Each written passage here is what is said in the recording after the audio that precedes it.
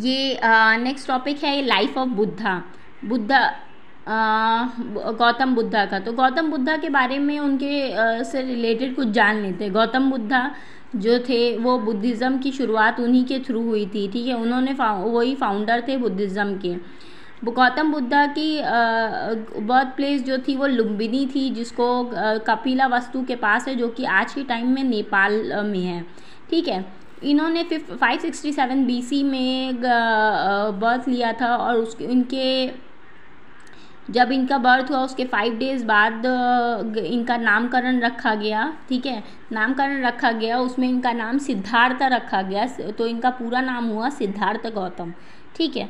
सिद्धार्थ गौतम के फादर का नाम है शुद्धोधना। शुद्धोधना ये शाक्यास के हेड थे, जो कि एक रिपब्लिकन क्लैन है, ठीक है। इनकी मम्मी का नाम है मदर का नाम है माया देवी। माया देवी की सिद्धार्थ गौतम की बर्थ के बाद तो इनकी डेथ हो गई थी कुछ दिन बाद। तो इनका ब्रॉटअप जो इन्होंने किया है उनको इनकी आंटी हैं, जो कि प्रजापति गौतमी जी हैं, ठीक है।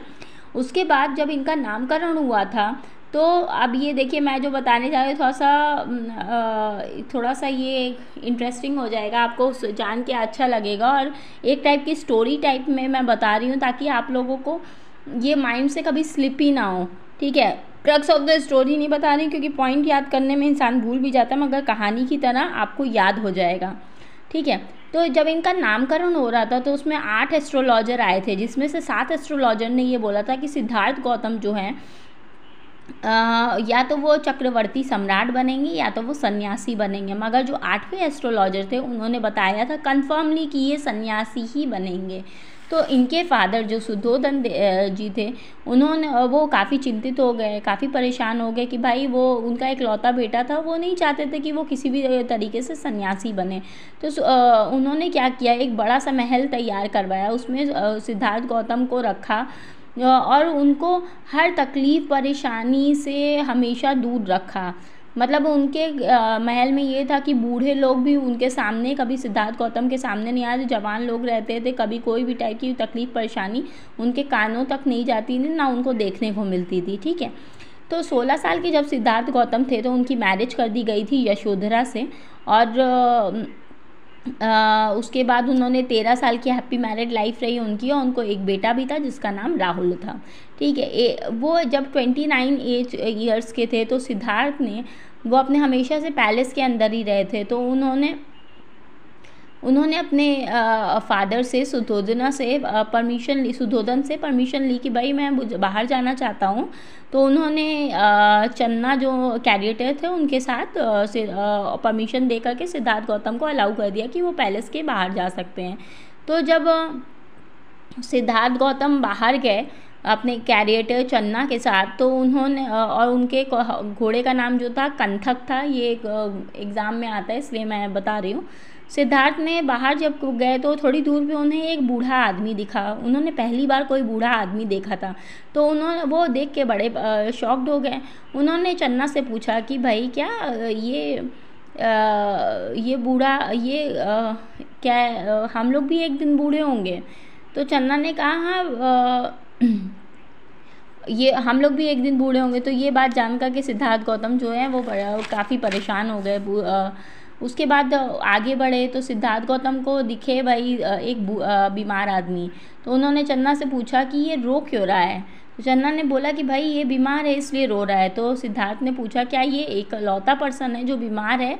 तो चन्ना ने जवाब दिया कि नहीं, इसकी तरह और भी बहुत सारे लोग हैं जो बीमार हैं, आप भी कभी बीमार पड़ सकते हैं।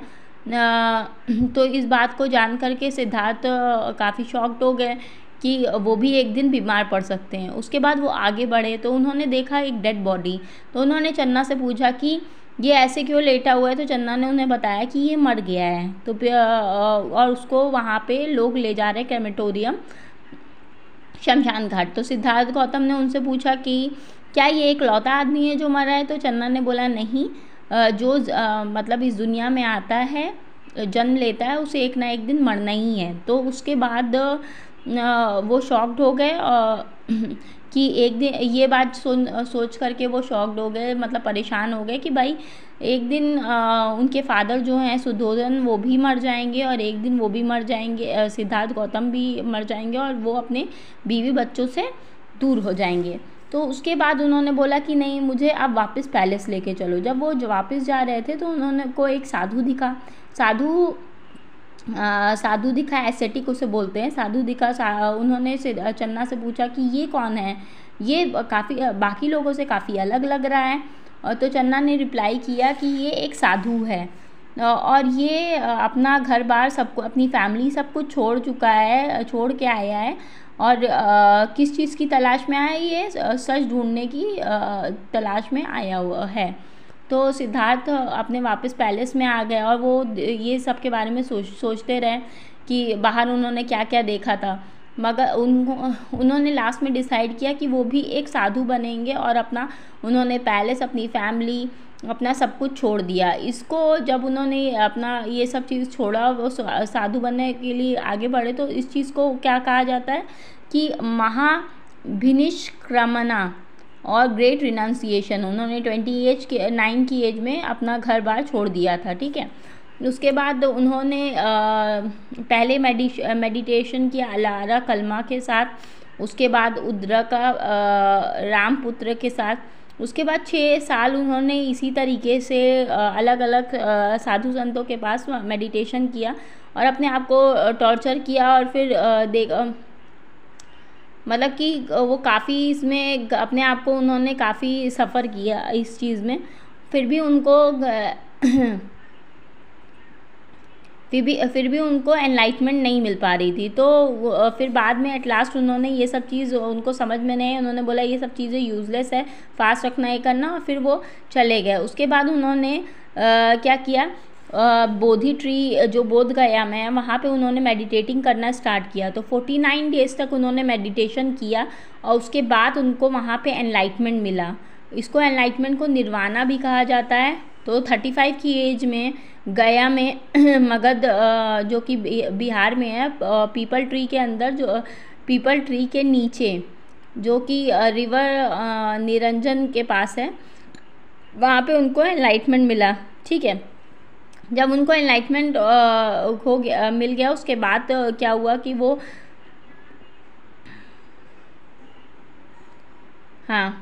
उसके बाद जब एनलाइटमेंट उनको मिल गया, उसके बाद उनका सिद्धार्थ गौतम से लोग बुद्धा बुलाने लगे। बुद्धा का मीनिंग होता है एनलाइटेंड पर्सन, ठीक है।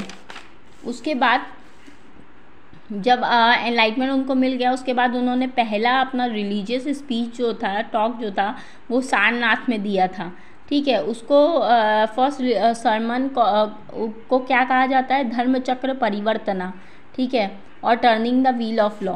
उसके बाद बुद्धा जो थे, उनकी डेथ जो हुई थी वो एट द एज ऑफ 80 हुई थी, जिसको कहा जाता है महापरिनिर्वाणा, ठीक है, जो कि कुशीनगर में 483 BC में हुआ था। अब ये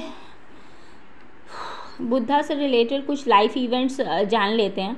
जब उनकी बर्थ हुई थी, उसके बाद उनको एनलाइटमेंट में घर छोड़ के वो चले गए थे, ग्रेट रिनाउंसिएशन, उसके बाद एनलाइटमेंट, उसके बाद फर्स्ट सरमन जो सारनाथ में उन्होंने दिया था, उसके बाद उनकी डेथ।